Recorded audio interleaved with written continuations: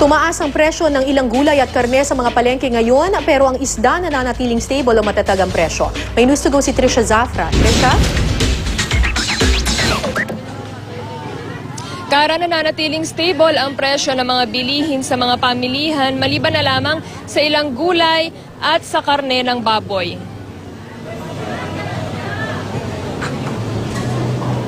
Ikinagulat daw ng mga tindera ang pagsipa ng presyo ng luya at bawang. Nasa 30 pesos ang bentahan ng tig 1/4 kilo ng luya at bawang sa Mega Q-Mart sa Quezon City at Malinta Market sa Valenzuela City. Ayon sa mga tindera, kara hindi rin nila daw alam kung bakit tumaas ng ganito ang presyo ng luya at bawang ngayon.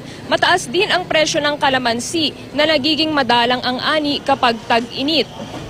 Nananatili namang stable ang presyo ng iba pang gulay sa Mega Q-Mart at Malinta Market.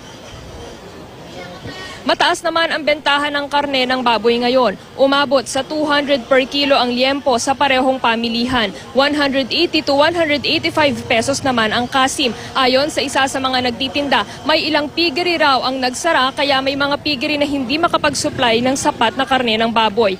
Bahagyaring tumaas ang presyo ng karne ng baka at manok sa parehong palengke. Nananatili namang stable ang presyo ng isda tulad ng bangus at tilapia. Samantala, bahagya namang tumaas ang galunggong.